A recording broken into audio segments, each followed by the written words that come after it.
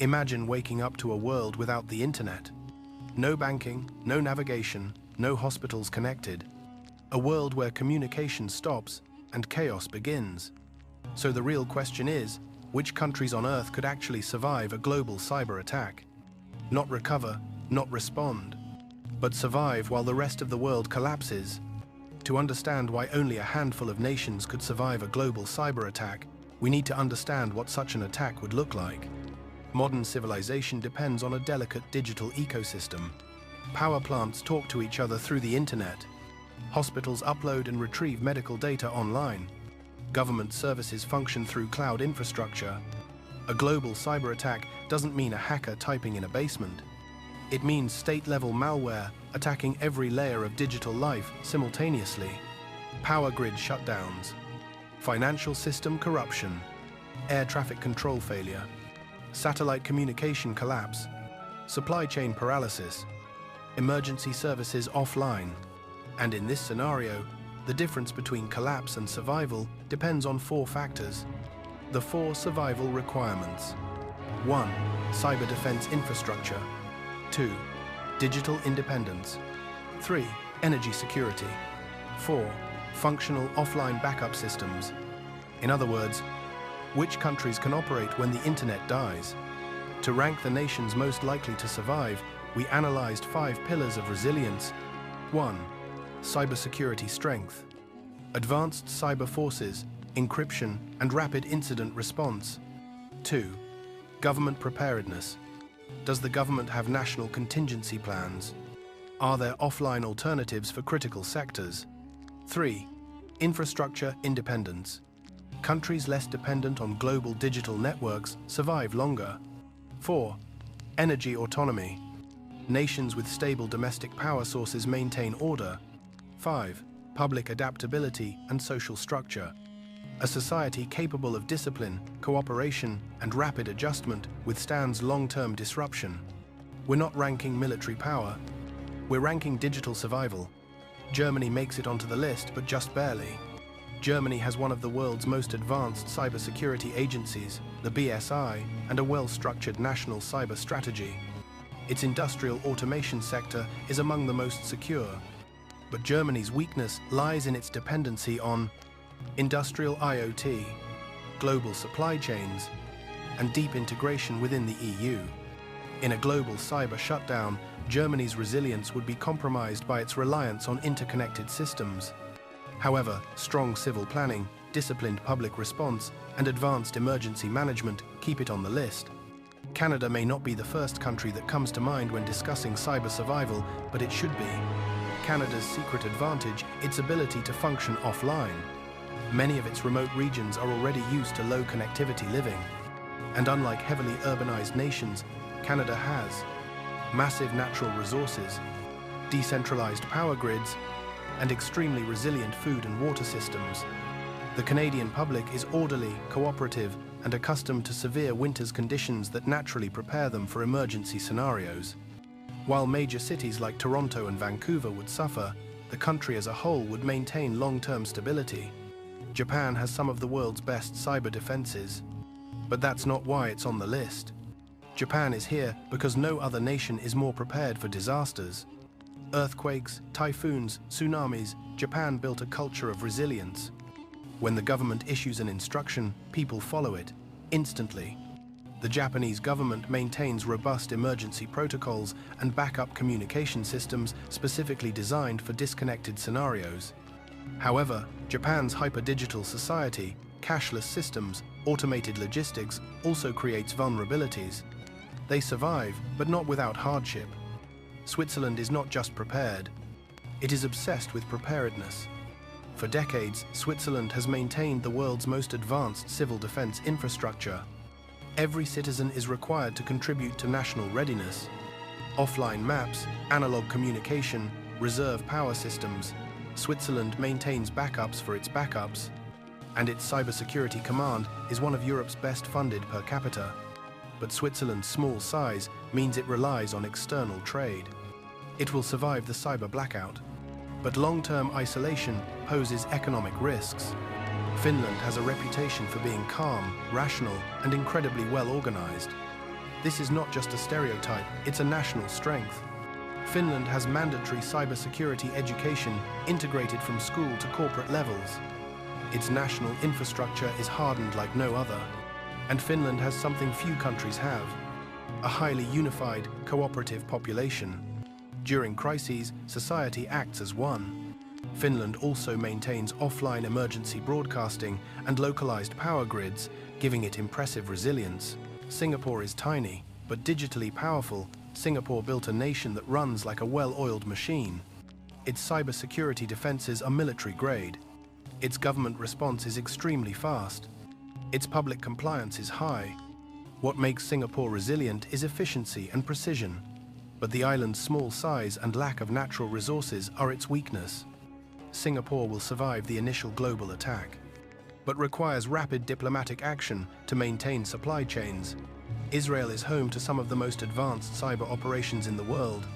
Unit 8200, the legendary cyber intelligence unit, is responsible for technologies used globally. Israel has decades of experience dealing with asymmetrical threats. It has hardened power plants, offline-capable military infrastructure, and backup grids. But Israel's biggest strength is its culture of rapid mobilization. When disaster strikes, everyone acts immediately, citizens included. However, being regionally surrounded by instability creates risks during a global cyber collapse. South Korea sits on the front line of cyber warfare. For decades, it has faced persistent attacks from the north. This constant threat transformed South Korea into a fortress of digital defense. It has a dedicated cyber command, rapid response units, and some of the fastest recovery protocols in the world. But its wildcard advantage is public discipline. Koreans adapt fast, extremely fast, when infrastructure changes. Korea's challenge? It's one of the most digitally dependent societies. Without internet, the shock will be massive, but survival is very likely. Estonia is tiny, but don't underestimate it. It is the world's first fully digital nation, and ironically, that's why it's so strong. After a massive cyber attack in 2007, Estonia rebuilt its entire system from scratch with one mission: make it unbreakable. They developed decentralized digital identity, blockchain-secured government systems, NATO's Cyber Defense Center, nationwide cyber education, and Estonia has contingency plans for a full internet blackout. Even government identity systems can run offline. Small, agile, highly secure Estonia could survive better than almost any other nation on Earth. The global leader in cyber offense, defense, and infrastructure redundancy, the United States tops the list not because it is invincible, but because it is the most prepared for a global cyber war. The world's largest cyber defense force, unmatched cyber offensive capabilities, diversified energy systems, massive domestic food and fuel production, thousands of independent local grids, private tech giants capable of rapid recovery. The nation is too big to collapse completely, even during global digital failure. Even if major cities go dark, vast regions of the US can operate independently. Not all resilience comes from high-tech defenses. Some nations gain survival ability from their geography, political structure, or unique independence from global networks. These countries are not top-tier cyber powers, but they have something just as valuable: self-contained stability. Iceland is one of the most energy-secure nations on Earth. Its geothermal and hydroelectric power give it total energy independence. And since it's geographically isolated, Iceland is naturally shielded from many global spillover effects.